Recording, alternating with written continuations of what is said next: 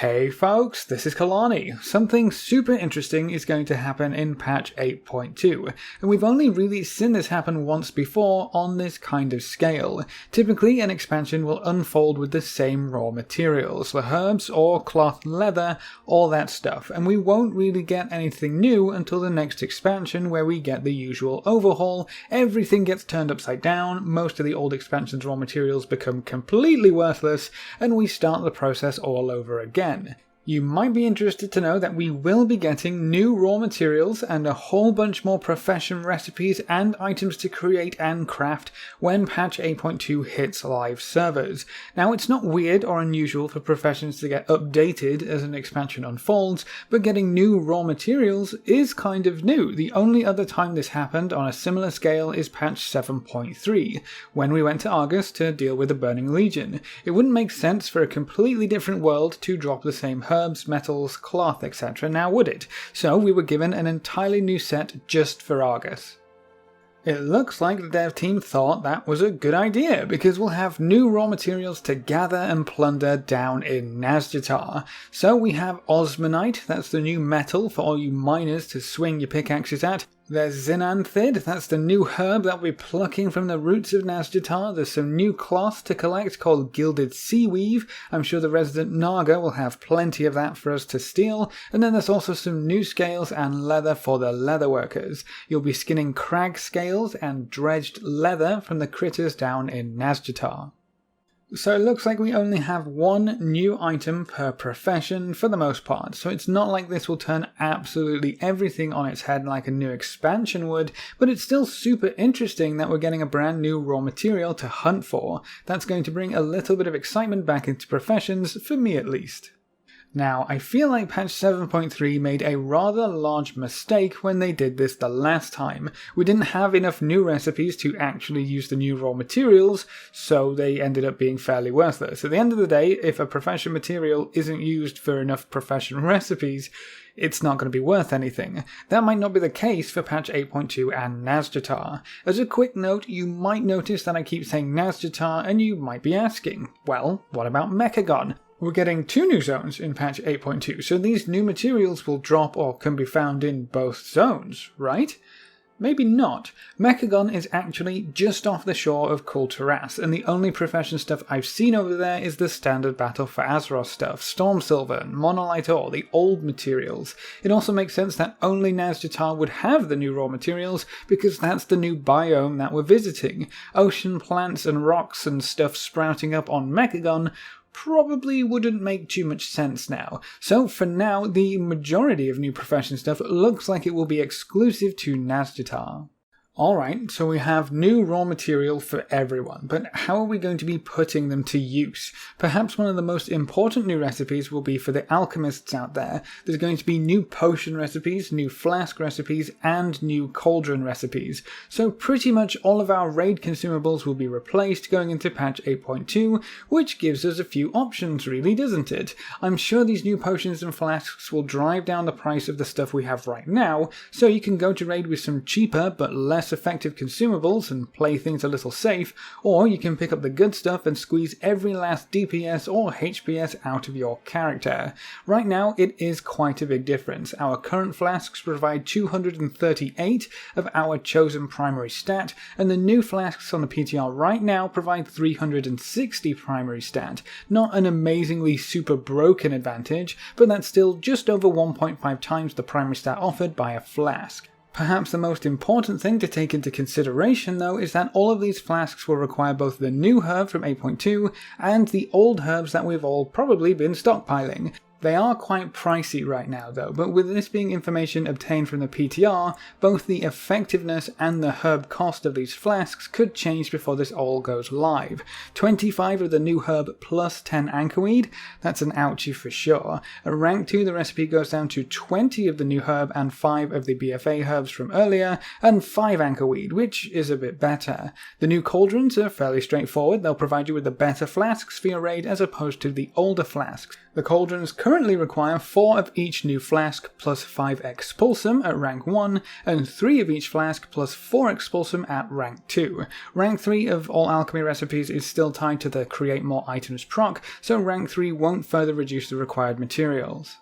The potions are kind of the same deal. There's superior potions of every primary stat, so if you want your souped up strength potion, you can get that as well. Our current potions on live servers provide 900 of our current stat for 25 seconds, and the new 8.2 potions provide 1215 of our chosen stat for 25 seconds. So again, a pretty sizable jump up there. These don't seem quite as crazy as the flasks when it comes to creating them either. Rank 1 requires 12 zin'anthid, 5 of an old BfA herb, and then just a vial. Rank 2 reduces that to 8 zin'anthid and 3 of the other BfA herb, so that's actually fairly cheap for a potion depending on how available this new herb is going to be. But right now, potions cost 10 of one herb and 8 of another at rank 2. So either way, these new potions are actually using less herbs overall than the ones we currently have right now.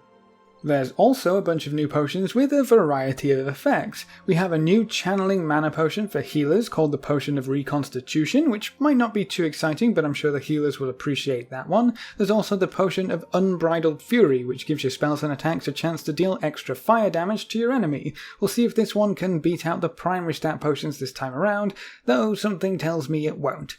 There's also a Potion of Wild Mending. This one is kind of similar to the one we just looked at, except it gives healers a chance to heal a little bit more to their targets. I think there's a few essences which do the same kind of thing, so we could see a lot of passive heals in this next patch. The Potion of Focused Resolve causes you to narrow your gaze, singling out your foe. Your damaging attacks will mark the foe, increasing your crit chance by 20% towards that target. If you damage anything else, your focus will reset and you'll lose the buff. That's a cool one, and it reminds me of some old trinkets from Legion. There was a crit trinket which reset whenever you hit a new target, if I recall correctly. And then the last new potion we have is perhaps the most powerful of the lot, and anyone who plays a lot of Mythic Plus Dungeons will probably agree. The Potion of Empowered Proximity increases your primary stat by 360 for 25 seconds, but wait, there's more. Your primary stat is increased further depending on the number of enemies within 8 yards of you, up to a maximum of 1800.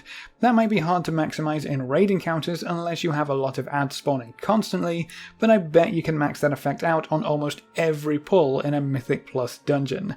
That one is going to sell like hotcakes, I can see it now. New potions and flasks and whatnot is pretty cool by itself, but honestly, one of the things I'm most curious about with these alchemy changes is how the tool of the trade will interact with the new recipes. Will we get new cauldrons down in Nazjatar that drop all of the new flasks and even the new cauldrons? Because that would be absolutely huge. I think that's probably going to be the case, because a few other professions are getting an update or two to their tool of the trade functionality. So if you haven't got your orb yet as an alchemist, there's no time like the present.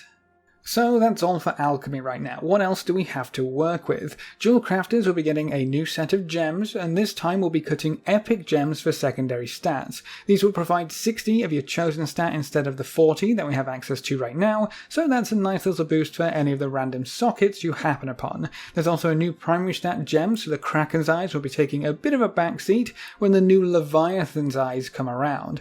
Krakens are so last year. A cut Leviathan's Eye will provide 120 of your primary stat, so that's a pretty huge increase on our current Kraken's Eye if that goes live. I would assume all of these gems will come from the new Osmanite ore, so prepare for another round of mass prospecting. Engineering also has a few reasons to be excited. They'll be getting a new Blingtron to create. We're up to 7,000 now, so expect to see hundreds of these little guys plop down in places impossible to reach. That's going to be a huge pain when the engineers start to get flying and don't feel like sharing. It looks like the new Blingtron will come with a new daily package quest, so we can cross our fingers and be forever disappointed when nothing exciting ever drops. They will also get 2 new wormhole generators, one for Zandalar and one for Kulturas.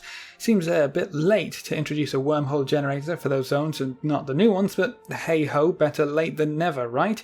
And then the last thing that sticks out to me is some new Uber Spanner creations. We have a pogo creation, a scrap cannon, and an uber coil creation.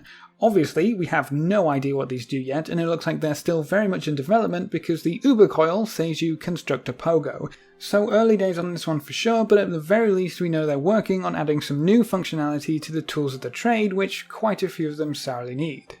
And then we will be getting some of the usual stuff like new contracts for the new reps, new Vantus runes for the new raid, new enchants, new cooking recipes and a new feast, among a few other things. We'll also be seeing new crafted gear from pretty much every profession that can craft something. The notorious combatant crafted gear will start at item level 370 from what we can see right now, so that's an extra bump up for anyone wanting to use crafted gear to help gear up any freshly dinged alts. Right now the max crafted gear is 340, so being able to skip another 30 item levels should be pretty useful. I would imagine Season 3 of Battle for Azeroth will also increase the item level rewards of pretty much everything, including normal, heroic and mythic 0 dungeons, so I guess 370 will help you to skip to about the same stage in gearing in Season 3 as what your 340 gear helps you to skip right now in the live game. Still, every little helps when you're starting out as a freshly dinged 120. Speaking of gear and catching up, it looks like the Nazjatar zone will have an entire system dedicated to catching up in item levels, very similar to what we saw on the Timeless Isle back in Mists of Pandaria. We're not too sure how this works in its entirety yet because we're still looking at the early data mine stuff, but we can see the armor tokens will drop in Nazjatar and we'll be able to upgrade those armor tokens several times. The armor tokens themselves don't have an item level attached to them yet, but they do seem to cover pretty much every armor slot. Weapons don't have any tokens right now, so they might not be included, or they might come at a later date, but what is interesting is that all 3 Azerite slots are covered. Head, shoulder and chest tokens are available, so that's good news. We should be able to catch up with Azerite gear as well, using the very same catch-up system. We have a few more details about the upgrade tokens when compared to the armor tokens themselves. We know that the first upgrade is called the Ajaran Purling Kit, and it will upgrade your token created armor to item level 400. So obviously we have to start below that for this upgrade to make any sense. There is a second level of upgrades for these tokens as well. The Ajaran Purling Enhancement item will allow you to upgrade your token created gear by an additional 5 item levels up to a cap of item level 430. That's actually pretty huge. Item level 430 is the same as the Eternal Palace heroic rewards right now on the PTR, so you can get these items pretty far in terms of upgrades. With the jump from 400 to 430 and with the crafting gear starting at 370, it would make a lot of sense for these armor tokens to start at item level 370 as well. And then as for the item level upgrades, I imagine the upgrade to 400 will be easily accessible and farmable, and then the upgrades which you use to get to 430 will likely be much rarer, come from daily loot sources like rare mobs, or be tied to new currencies in Nazjatar.